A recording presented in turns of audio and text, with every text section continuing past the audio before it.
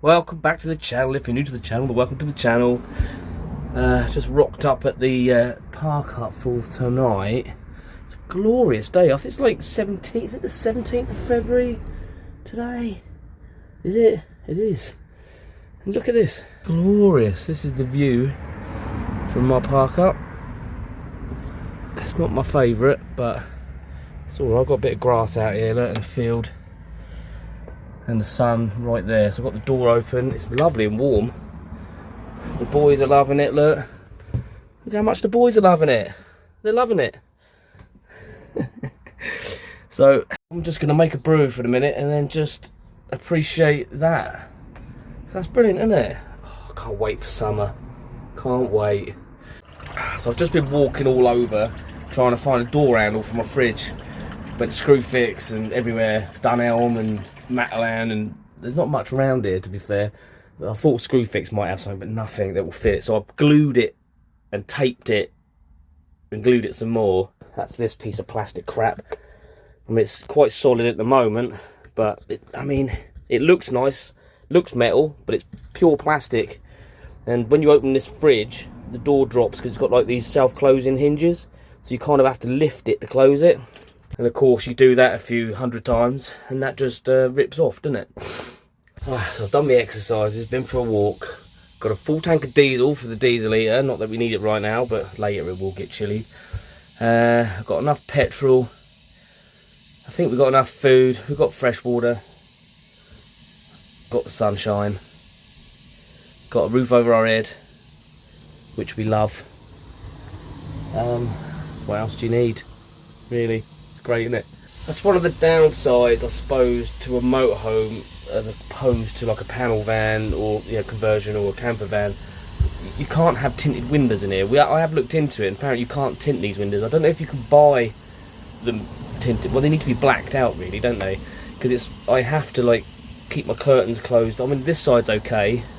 I mean, people have been walking past, but it's not a lot of foot traffic. But I've got a busy road that side. I don't really want to look at that, do you know what I mean? And obviously people can see in through the front like that over there, but if I draw that curtain, I'm only left with this little window and this door, obviously. But if I don't want people looking in, and I've got the back, but I've got that shut because there's a van parked there, and actually there's a van parked out there. Oh, kettle's boiled. So really for me, it's like, that's one thing I don't like about the motorhome. And obviously it's obvious, isn't it? A motorhome is way more obvious than a van is, although I can always spot a camper van a mile off, even if they are trying to be stealthy, and I'm pretty sure the council can as well. If you know what I mean. I don't think there's any such thing as stealth camping or being a stealth camper van. No. I mean, obviously the panel van conversions are less obvious than this sticks out like a sore thumb. It sticks out like a sore thumb, one, because it is a motorhome, and two, because it's almost a vintage motorhome. It's kind of retro, so people do stop and stare at it because they're like, oh, look at that old thing still going. It's a miracle. Do you know what I mean? And it does look cool. I think Grace looks cool, I think retro is cool. But like I've said before, we did look at panel vans, we did look at camper vans and that kind of thing, and it was the motorhome that was really gave us enough space, the space that we wanted. Not maybe the space we needed, but definitely the space we wanted. Because it is like a tiny home, tiny house with all its facilities, but that's cool.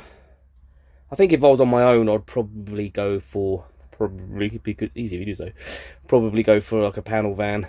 I don't know. They're all vans, aren't they, really, at the end of the day? As you can see, a few vans parked. They park up right round the corner. Sometimes we park right up the other end.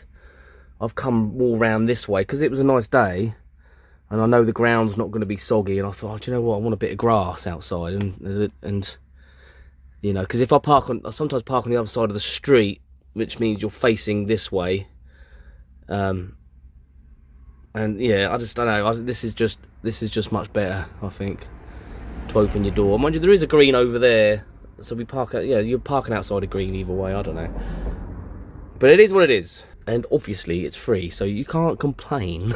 Anyway, people pretty much leave you alone, but it is a busy road. Buses and all that go on till quite late. So if you're sat here trying to watch a film or something, it's just like, what did they say? As the bus goes past, you know, rewind that bit, didn't hear that bit. But you kind of get used to it. It's not so bad when you're sleeping and that in the middle of the night. It's all right, but you just got to take these park ups as they are. And the reason we park here is because the council put parking restrictions in the place we used to park. We used to park right outside a park, actually, in a nice car park, and there was never any problems. Loads of spaces for everybody, and you get the odd van there, not too many. And it used to be free after 4 o'clock, so it was free from 4 o'clock in the evening till 9 in the morning. So you used to, easy, lovely, just get there.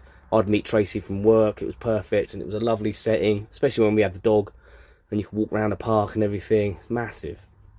And they decided to make it only free after 8 o'clock, which is, by then, you want to be settled down. You don't want to be driving off and setting up at 8 o'clock. Obviously, they do these things on purpose. And obviously, no overnight sleeping and stuff like they do everywhere. And this no overnight sleeping thing, I've had this a few times, and I've had arguments recently about this. And when we went to Wales, one of those weird situations where you pay for 24-hour parking, but you're not allowed to sleep in your vehicle, which I don't understand. So if you're allowed to park your van there, and you pay to park your van there for the whole 24 hours, fine, which is what we did, but there's no overnight sleeping. And obviously we did sleep in it, and we got a ticket. But my argument was, how did you know anybody was in the van? We got the ticket at 6 o'clock in the morning. We might have returned to the van at that time. We were in the van. We were chatting. And there's no way to know anyone's in the van. Once this is all locked down, you've got the thermal blinds up at the front, you've got all these thermal blinds completely black out the van. You can't tell if anyone's in here whatsoever. So how did they know? I did actually get away with the ticket, because I argued it with them. Because I wanted to see how they know. That was the thing. I wasn't trying to get out the ticket, because I thought, well, it was 20 quid, I think it was. And I thought, well, you're caught. It's still cheaper than going to a campsite. Even though I paid 11 quid to park there, so it would have been 31 quid. I should have just gone to a campsite in that case. So that's what's annoying, because there's no facilities there. And the car park was empty as well. There was one other camper van and a couple of cars, and they got ticketed, the camper van. They came over and spoke to us.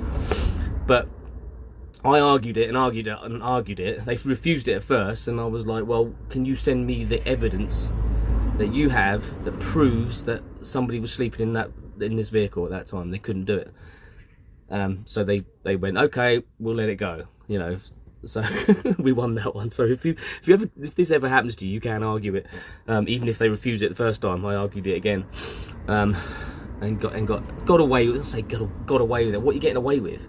I paid to park there, and I've had this argument recently as well, where a relative of mine lives, and it's on a camp, so it's a static caravan, and I can park on their drive.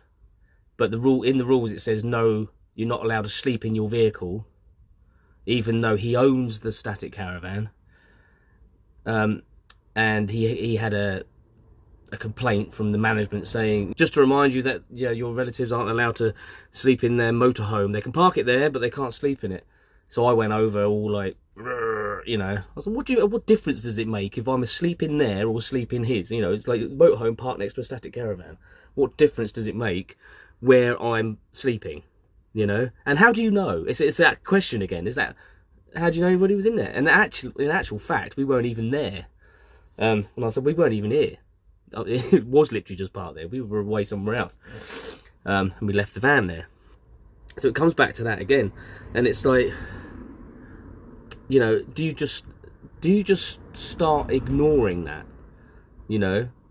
Because if you're locked down in your van, and this is the thing that annoys me as well, is like, because it was what I said to the management of this place, was you can't tell me what to do in my own vehicle. It's my own space, and I can be in there awake, at 1 o'clock in the morning or 2 o'clock in the morning. You wouldn't know if I was awake or asleep. It's just really gets on my nerves. So do we start ignoring these things, these signs that permit you to park somewhere, but you can't sleep there? Makes very little sense to me. Anyway, yeah, what do you think about that? That's all it was really. And this keeps popping up, you know. And a lot of these signs, I know a lot of these signs aren't actual, not talking about that place, but signs out in the wild like I am now. A lot of these signs that are up that say no overnight parking or no overnight sleeping. It's like you know they're telling you can't go to sleep. It's like you could be there but you can't sleep. No, sleeping bad. You're not allowed to do that. You know, you can be there though. You can be there awake. You know, it's weird. But I know a lot of these signs aren't actual official council signage as such. I know a lot of the they take it upon themselves, like these parish councils and stuff, to put signs up, or even the locals do it. So they're not usually official, but you know, because it's becoming more and more, and there's less and less places to park, and what seems to be more and more people living in vans because they have to, you know, or because they choose to, fine too. But you know, at what point do you start ignoring it? Because you know, nobody wants any hassle, do they? I don't want people banging on the door. I don't want to get into arguments with locals or with councillors or council workers, or whatever. I just want to be left alone. Do you know what I mean? I'm just minding my own business. And I think they should mind their own business. If I'm not breaking any laws, if I'm not an obstruction, I'm not making a mess, you know, all of those things, it's just, as far as they're concerned, it's just a parked vehicle. It's all legal, right? MOT, taxed, insured. Anyway, yeah, love to know your thoughts on it. That's it for this video. That was, you know, again, if you made it this far, well done. God bless you. And see you in the next one.